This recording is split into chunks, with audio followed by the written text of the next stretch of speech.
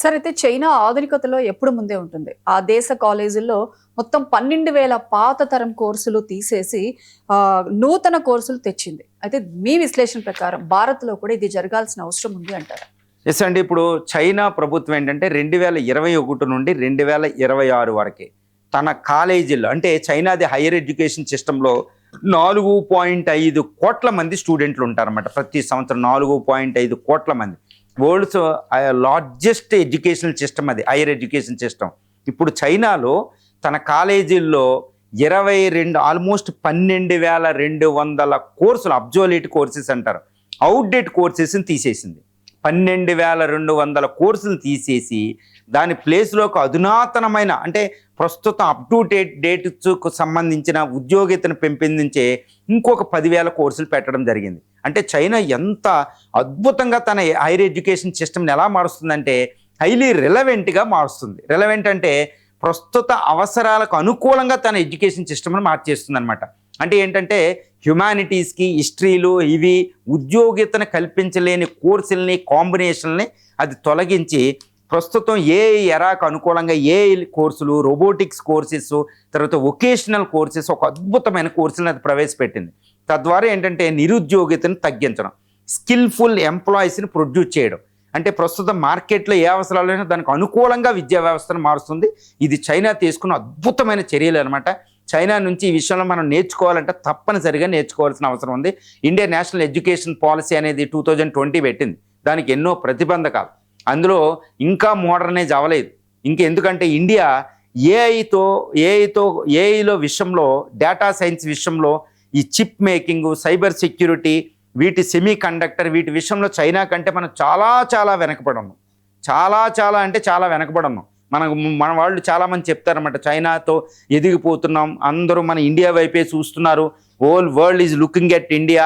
ఇదంతా కరెక్ట్ కాదండి.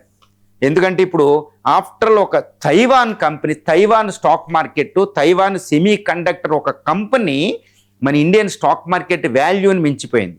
రీసెంట్గా సౌత్ కొరియా ఒక చిన్న దేశం మన స్టాక్ మార్కెట్ వాల్యూని దాటేసింది, మనల్ని వెనక్కి నెట్టేసింది టాప్ 5 ప్లేస్లోంచి. దాన్ని బట్టి అర్థమవుతుంది అనమాట, ఏఐ వల్లే తైవాను సౌత్ కొరియాలు మనల్ని వెనక్కి నెట్టాయి. మనం అది గుర్తుపెట్టుకోవాలి. తైవాను సౌత్ కొరియాల దగ్గర ఉన్న ఫారిన్ ఎక్స్చేంజ్ రిజర్వ్స్ మనకంటే ఎక్కువ ఉన్నాయి అక్కడ. ఎందుకు అంటే అది ఏఐలో ఎక్కడికి వెళ్ళాలో అక్కడికి వెళ్ళిపోయారు వాళ్ళు. మనం ఎంత స్టార్టప్లో టాప్ అయిపోయినా, ఇదైనా ఇది ఈజ్ ఆఫ్ డూయింగ్ బిజినెస్లో టాప్ ఉన్నాయి, ఇవి వచ్చేస్తున్నాయి డేటా.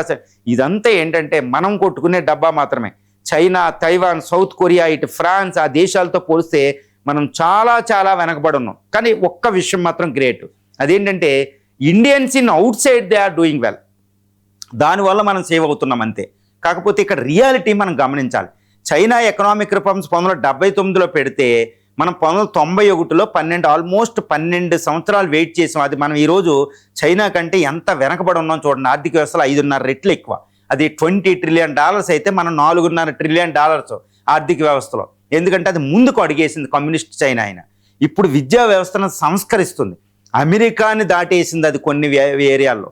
ఈరోజు semiconductor, rare earth minerals, ఏఐలో, 5Gలో అమెరికాని దాటేసి అమెరికాని ముప్పు తిప్పలు పెడుతుంది. ఈవెన్ డిఫెన్స్లో కూడా 5th జనరేషన్ ఫైటర్స్ 2 తయారు చేసుకుంది. ఎయిర్ డిఫెన్స్ సిస్టమ్ తయారు చేసింది. 6th జనరేషన్కి రెడీగా ఉంది. ఎంతటి అద్భుతమైన ప్రగతి ఈరోజు చైనాలో ఉంది. వరల్డ్ మ్యానుఫ్యాక్చరింగ్ సెక్టర్లో 33% చైనా. మనం కేవలం ఎంత ఉన్నామో తెలుసా అండి? 2.83% ఆఫ్ ది వరల్డ్. మరి ఎక్కడున్నాం మనం ఇండియా? ఈ విషయంలో చైనాతో పోలిస్తే మనం ఎక్కడున్నాం అనేది మనం గమనించి, మరి ఇప్పుడు నేను ఎందుకు చెప్పాను ఈ పోలిక అంటే, ఇప్పుడు అక్కడ విద్యా వ్యవస్థ సంస్కరణలు జరుగుతున్నాయి. 12,200 కోర్సులు, పాత కోర్సులు తీసి 10,000 కొత్త కోర్సులు ఎరా లెవెల్ కోర్సులు పెట్టింది. మరి ఆ విద్యార్థులు ఎలా ఉంటారు? ప్రైమరీ నుంచి ఇండక్ట్ చేస్తుంది. అది ఆ విద్యార్థులకు అంత అద్భుతాలు క్రియేట్ చేస్తుంది. మన ఇండియాలో ఇప్పటికీ 3 లాంగ్వేజెస్ 2 లాంగ్వేజెస్ అని కొట్టుకోవడం. విద్యా వ్యవస్థను చక్కగా సెంట్రల్ గవర్నమెంట్ పెట్టింది, స్టేట్లు అమలుపరచవు. స్టేట్లు పెట్టింది సెంట్రల్ గవర్నమెంట్ పట్టించుకోదు. విద్యా వ్యవస్థకు నిధులు చాలా తక్కువ చైనాతో పోలిస్తే జీడిపిలో. స్టేటు ప్రైవేటుకు వదిలేస్తారు. ఆ ప్రైవేటు వాడు ఇష్టం వచ్చినట్టు కరిక్యులా పెడతాడు. తెలుగు వచ్చినోడికి ఇంగ్లీష్ ఉండదు, ఇది ఉండదు. మనం ఎరాలో మన ఇండియాలో 2వ అతిపెద్ద హైయర్ ఎడ్యుకేషన్ సిస్టమ్ చైనా తర్వాత 4 కోట్ల మంది స్టూడెంట్లు చదువుతారు higher education, under graduation, master డిగ్రీలు, పిహెచ్డీలు.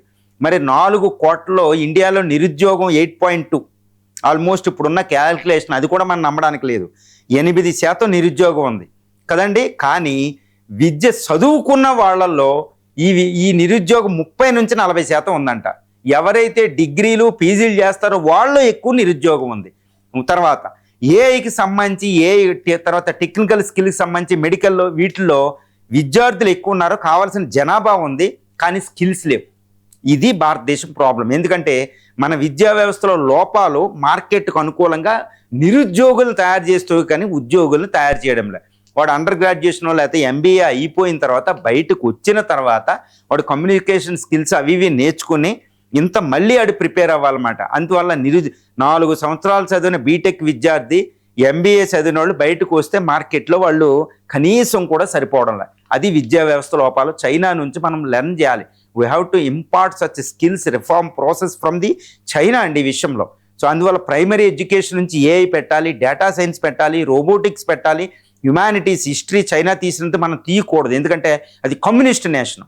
ఆ కమ్యూనిస్ట్ నేషన్లో మనకు కూడా ఇక్కడ కొంతమంది పొలిటీషియన్స్ హిస్టరీ ఎందుకు యూజ్లెస్. రీసెంట్గా ఒక వ్యాపారవేత్త అన్నాడు ఇండియాలో కొన్ని కోర్సులు తీసేయండి, డిగ్రీలే తీసేయండి అని. ఎందుకంటే ఇంటర్మీడియట్ 10th క్లాస్ విద్య దాకా చదివిన వాళ్ళు సంపాదించినంత ఈ పోస్ట్ గ్రాడ్యుయేషన్ చేసిన వాళ్ళు కూడా సంపాదించడంలే. ఒక ఉరి తీసే ఒక జాబ్ కోసం ఒక పిహెచ్డి స్కాలర్ అప్లై చేసాడంటే మన విద్యా వ్యవస్థ ఎలా ఉందో చూసుకోండి, ఎంతటి దారుణం. ఇంత విపత్కర పరిస్థితి. కాబట్టి చైనా నుంచి మనం ఈ యొక్క ఎడ్యుకేషన్ సిస్టమ్ని ఫ్లెక్సిబుల్గా చాలా అద్భుతంగా మార్కెట్ ట్రెండ్కి, ఎందుకంటే ఈరోజు నేను ఎందుకు ఈ విషయాన్ని ఇంత నొక్కి ఒక్కాడిస్తున్నానంటే why I'm emphasising this issue is India ఈరోజు ప్రపంచాన్ని రూల్ చేసే ఆయుధం ఒకటండి, అది జనాభా. భారతదేశంలో 1000 మిలియన్లు అంటే 100 కోట్ల మంది కార్మిక జనాభా రాబోతుంది 2030 నాటికి. అకార్డింగ్ టు ది డెమోగ్రాఫర్స్ 100 కోట్ల మంది కార్మికులు 15 నుంచి 64 ఆల్మోస్ట్ 35 సంవత్సరాల్లో. ఈ ప్రపంచం అంతా జనాభా తగ్గుతుంది, కార్మికులు లేరు. జపాను, స్కాండినేవియన్ కంట్రీస్లో ప్రతిరోజు 100 స్కూల్స్ క్లోజ్ అవుతున్నాయి. మన ఇండియాలో కొన్ని వేల స్కూల్స్ ఓపెన్ చేసినా సరిపోవడంలా, ఎందుకంటే జనాభా పెరుగుతుంది. ఈ జనాభాయే ప్రపంచాన్ని రూల్ చేయబోతుంది ఇండియా. మరి ఈ జనాభా క్వాలిటీ జనాభా ఉండాలి. కాబట్టి ఇప్పుడు స్కాండినేవియన్ చూడండి, recent prime minister Scandinavian countries Norway, Sweden అక్కడికి వెళ్ళినప్పుడు ఏం చేశారు, ఆ దేశాలతో జనాభా మీకు ఇంతమంది కార్మికులు పంపిస్తామని. ఇజ్రాయెల్ 1,00,000 మందిని అడుగుతుంది, ఇక్కడ జపాన్ కొన్ని లక్షల మందిని అడుగుతుంది ఫ్రీ హౌసెస్ ఓపెన్ చేస్తూ. రష్యా అడుగుతుంది మాకు లేరు మేము పంపమని. ఈవెన్ అమెరికా ప్రతి ట్రేడ్ డీల్లో కూడా కార్మికులు పంపడం ఉంది. ఈవెన్ ఇప్పుడు యుఏఈలో 20% Indian population. Even Saudi Arabia కూడా మన మీదే. అక్కడ ఫుట్బాల్ స్టేడియం కడితే ఖతార్ దగ్గర మొత్తం కట్టినోళ్ళు దోహా అంతా మన వాళ్ళే. అంటే ప్రపంచాన్ని రూల్ చేసేది ఇండియన్స్. ఇండియా ఏ విధంగా అంటే జనాభాతో.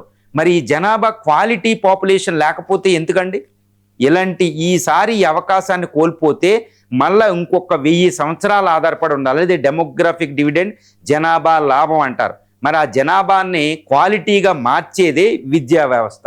ఈ విద్యా వ్యవస్థలో చైనా తీసుకునే చర్యలు మనం లేవు కాబట్టి చాలా ప్రమాదం. ఇంకొకళ్ళు అంటారు 2 కాదు 3 ముద్దు కనుక్కుని ఏం చేయాలండి. ఇది చాలా చర్చలు జరుగుతున్నాయి, అద్భుతమైన చర్చ జరుగుతుంది ఇండియాలో. ఎంతమంది ఉన్నారనేది కాదు, వాళ్ళు ఎంత క్వాలిటీతో ఉన్నారు అనేది ఇంపార్టెంట్. టెక్నాలజీతో జనాభా లేకుండా ఒకే కార్మికుడు చూడండి, వైజాగ్ స్టీల్ ప్లాంట్లో ఒక ప్రమాదం జరిగింది. కానీ వైజాగ్ స్టీల్ ప్లాంట్లో ఒక ఫర్ ఎగ్జాంపుల్ 10,000 మంది ఎంప్లాయీస్ ఉంటే అంతే ప్రొడ్యూస్ చేసే ఒక సౌత్ కొరియాలో ఒక స్టీల్ ప్లాంట్లో కనీసం 500 మంది కూడా లేరు. That's what the technology. Quality is important.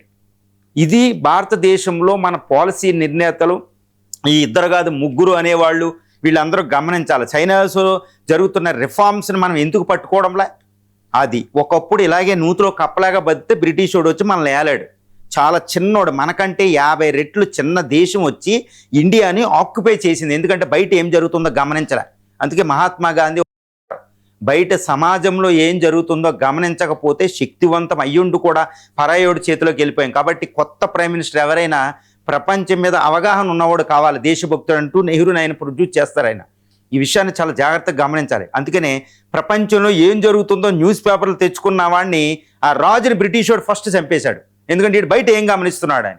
అందువల్ల ప్రపంచంలో చైనాలో ఏం జరుగుతుందో గమనించకపోతే ఎలా ఉంటామండి.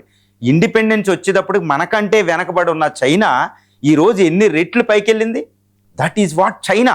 మన కమ్యూనిస్ట్ నేషన్ అని కాదు, డెవలప్మెంట్లో ఏది మంచిదున్నా మనం తెచ్చుకోవాలి. ఎందుకంటే ప్రపంచీకరణ చైనా తెచ్చుకున్నాక మనకెందుకు 12 సంవత్సరాలు లేట్ చేసాం.